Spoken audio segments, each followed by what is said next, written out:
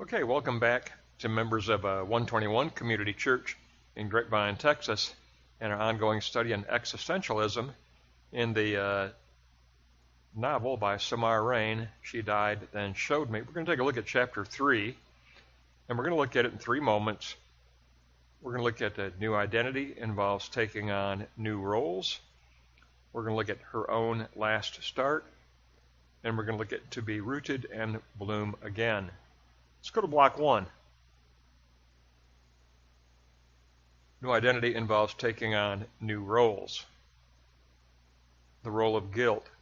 Peyton visits the stables, and after reading her father's will, she notes mention of an anonymous recipient 1. Peyton had been estranged from her father for about 8 years prior to his death, and she began to feel some guilt about this now. And that's why she took comfort in humming to the horses and grooming the horses. Now, the role of guardian. Scarborough, the ranch foreman, joins Peyton at the stables, and then Laylee joins them both by bringing coffee, and Laylee describes herself as a Puebloan. Peyton and Scarborough walk together back to the carriage house garage. And then Lexi, Peyton's half-sister, arrives. Now the role of adversary. The carriage house was built of dry stone without mortar. The stones were held together with hard work and history, says Peyton. Lexi produces a lawsuit showing that she was to inherit 1/2 of the estate's original artwork. Peyton responds, was a lawsuit really necessary? Obviously, Lexi is the hater. Lexi accuses Peyton of being a privileged girl, having never known pain, having never known suffering. And she accuses Peyton of dominating her mother's time. Peyton fires back at Lexi, "You are as needy as an infant," but confesses that her daughter, Margot, does admire Aunt Lexi. So we get to look at an antagonist here. We get to look at the half-sister, Lexi, bringing a lawsuit. Let's go to block 2, her own last start. Okay, Peyton says, "No one truly owns anything." Words of wisdom spoken by Peyton. Uncle Mark arrives, and Peyton shows him the lawsuit, and she reminds him that she has none of the original paintings. They've been replaced by commissioned copies. Mark says that he will study the lawsuit and report back to Peyton on its merit. The last start. Uncle Mark estimated that half of the original paintings would be valued at approximately $500,000.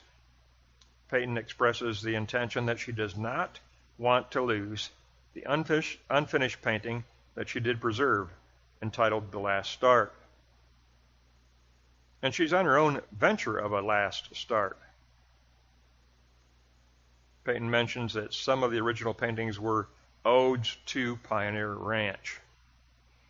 Now, after entering the house, Peyton makes her way to the kitchen with its quartzite floor, and she says to herself, "I love walking on water." Because she realizes this reclamation of her best self, it's going to take a miracle.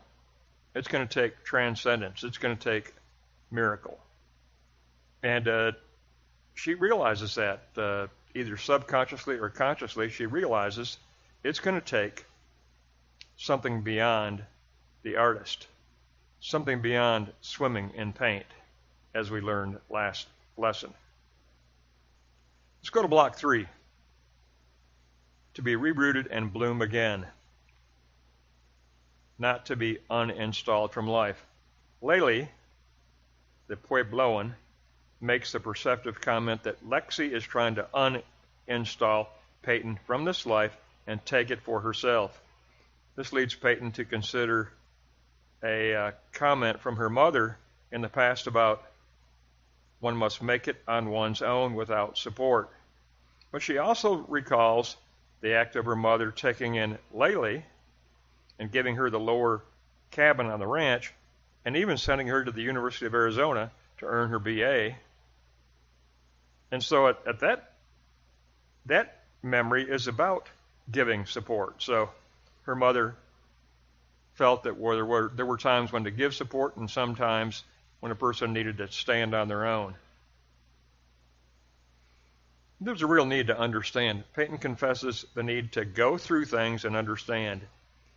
She remembered how her father wrote essays and wondered if any of her father's writings might still be stored somewhere on the estate. Laylee says that there are letters stored in her father's desk and that they might be meaningful, but they also might not be entirely pleasant. Here's our question, chapter 3. Will Peyton bloom again? Laylee, I love Laylee's wisdom, the Puebloan, says of Peyton, uprooted plants don't bloom, but maybe you can bloom again, implying that she might be able to reroot herself, and perhaps her father's letters might shed light for blooming. Her father's letters might shed some light for blooming. So I love this Puebloan wisdom, this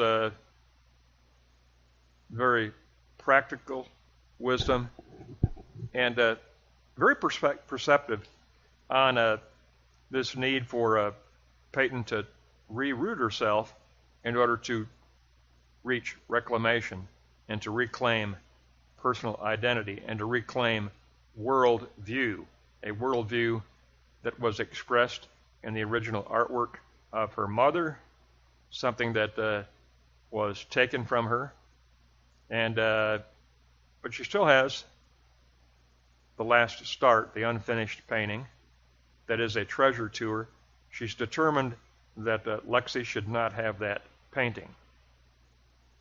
Because, let's face it, it's of extreme existential value to Peyton. She's unfinished, just like the unfinished painting from her mother. Peyton herself is unfinished, and she knows it's not about going back to what was not authentic before. No, this reclamation has to be the reclamation and the rebuilding of a best self. It has to be a reclamation that will reframe a best self, and that means a reclamation of a positive worldview, and her own identity is going to be linked intrinsically with her worldview. And the place of contemplation for that is the terrace, which is not inside the estate, not purely outside the estate. That in-between world, between subjectivity and objectivity, is where she contemplates worldview and where she contemplates the reclamation of self-identity. But in this chapter 3, we really get a look at Peyton's own last start and the necessity to reroot her life. And if she does reroot her life, then perhaps she can bloom again and bloom the best that she ever has, because she's seeking to reclaim, to reestablish a best self. Not to reclaim a past self, but to shape and reframe new content, rooted new content for a best self. So it's very critically important for her. And now we have in block 1, we have our adversary, Lexi, who accuses Peyton of being a privileged girl. Never known pain, never known suffering. Well, we know already just from what we've learned of Peyton that that's not true because she has a maturity, an existential maturity that Lexi certainly does not have. So we know that accusation cannot be true. But then in block 2, it's really about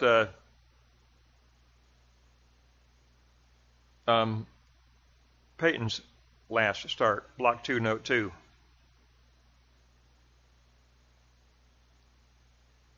She does not want to lose the unfinished painting, The Last Start, because it has a lot to do with her own reclamation of identity. It has a great deal to do with her reclamation of her mother's world view. And in a way, Peyton is stepping off into an afterlife. She is. An afterlife after her father passes away, her mother has passed away, but also a second loss with the original paintings being lost. So with all this loss, she has a need to reroot herself and to reframe and to reclaim her own existential identity.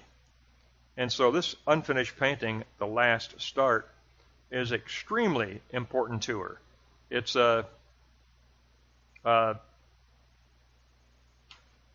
it's basically it's a picture of her own subjectivity, because she is stepping off into an existential afterlife of her own.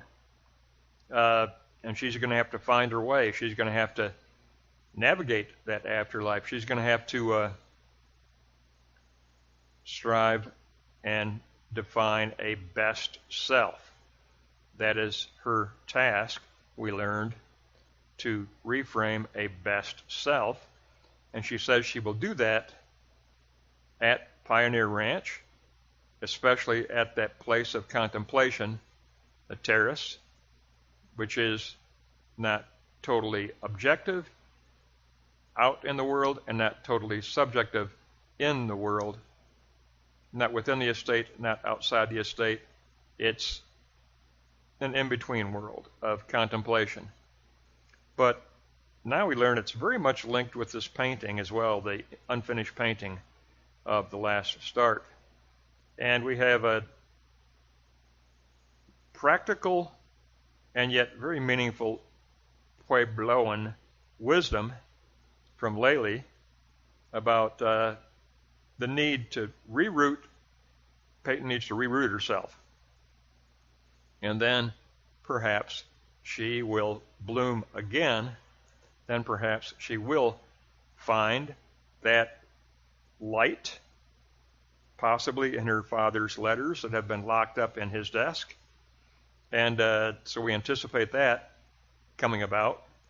But because that's is going to provide possibly the light needed for blooming. But tremendous chapter 3, very powerful chapter 3. And it really does build on what we learned in chapter 2. And I love the fact that Peyton expresses, above all else, the intention that even with this lawsuit, she has no intention of losing the unfinished painting entitled The Last Start. It is a treasure for Peyton. It represents truth, yes, maybe unfinished truth, but it does represent truth. It represents worldview. Yes, maybe it is an unfinished worldview, but it represents worldview, and it represents the reclamation of a best existential self. All of that comes into play.